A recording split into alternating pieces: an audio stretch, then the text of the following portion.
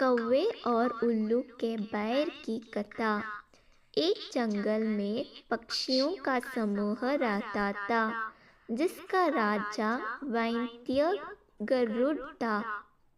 वैंत्य अपना अधिकांश समय वासुदेव की भक्ति में व्यतीत करता था, अतः अपनी प्रजा की ओर ध्यान नहीं दे पाता था।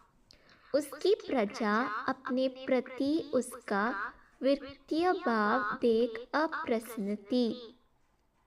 एक दिन समस्त पक्षियों ने सभा की, जिसमें चातक, कोयल, बगुला, हंस, तोता, उल्लू, कबूतर आदि पक्षी एकत्रित हुए और इस विषय पर चर्चा करने लगे। चातक पक्षी बोला, हमारा राजा वैंत्य वासुदेव की भक्ति में अपनी प्रजा को ही भूल गया है। उसे हमारी कोई चिंता ही नहीं है। ऐसे में उचित होगा कि हम किसी अन्य को अपना राजा चुन लें। सभी ने एकमत से उल्लू को अपना राजा चुन लिया और उसके अभिषेक की तैयारी में जुट गए। उसका राजमुकुट और राज सिंहासन तैयार किया जाने लगा। गंगा का पवित्र जल मंगाया गया और अनुष्ठान प्रारंभ हो गया। तभी कहीं से एक कौवा उड़ता हुआ उस स्थान पर आया जहां उल्लूकराज के अभिषेक की तैयारी चल रही थी।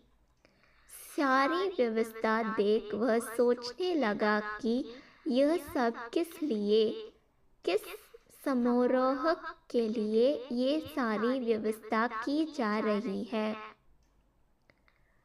उसने कोयल से पूछा, मित्र, यहाँ किस उत्सव की तैयारी चल रही है? कोयल ने उसे उल्लू के अभिषेक के बारे में जानकारी दी। यह सुन कौवा हंसने लगा। उसे हंसता देख समस्त पक्षी उसके आसपास एकत्रित हो गए। उन्होंने उसके हंसने का कारण पूछा। कौवे के कहा, राजा के लिए तुम्हारा चुनाव गलत है। सभी जानते थे कि कौवा एक चतुर और कुट राजनीतिज्ञ पक्षी है, इसलिए उन्होंने उससे मंत्रण करना उचित समझा। कौवा कहने लगा, क्या तुम लोगों के पास राजा के चुनाव के लिए प्रत्याशियों की कमी है? तुम लोगों को क्या सूची की सौंदर्य के ज्ञातक मोर, हंस, सारस, चक्रवाक, शुक जैसे पक्षियों के रहते टेढ़ी नाक वाली उल्लू को राजा अपना राजा चुन लिया? वह कहता गया, उल्लू क्षत्रिय स्वभाव का, आलसी, कायर, व्यसनी और कटुभाषी पक्षी है। ऊपर से दिनवांध है।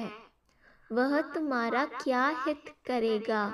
उससे तो तुम्हारा वर्तमान राजा वैंत्य भला है। उल्लू की अपेक्षा वह तुम्हारे लिए अधिक कल्याणकारी है। उसके रहते उल्लू को राजा बनाने का क्या तुक? राजा तो एक ही होता है। एक से अधिक राजा का होना प्रतिद्वंद्विता को जन्म देता है, जो विनाश की ओर ले जाती है। उल्लू जैसे योग्य को राजा बनाकर तुम पक्षी जगत का सर्वनाश कर दोगे। सभी पक्षी कौवे की बात से प्रभावित हो गए। उल्लू के अभिषेक का विचार त्याग कर वे सब वहां से चले गए। जब उल्लू अपने अभिषेक के लिए पहुंचा तो वहां मात्र उसका मित्र क्रुकलिका और कौवा थे।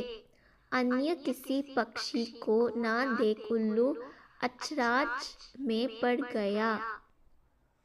उसने अपने मित्र क्रुकलिका से पूछा, क्या हुआ, सारी पक्षी कहाँ हैं? क्रुकलिका ने उल्लू को बताया, मित्र, इस कौवे के कारण सबने तुम्हारे अभिषेक का विचार त्याग दिया है। उल्लू को कौवे पर बहुत क्रोध आया। वह उसने पूछने लगा, तुमने ऐसा क्यों किया दुष्ट कौवे? मेरे राजा बन जाने में तेरा क्या चला जाता? तुमने आक्रमण मुझसे बैर मोल लिया है।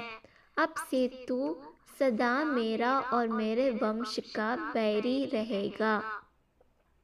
कौवा कुछ कह ना पाया, चुपचाप बैठा रहा।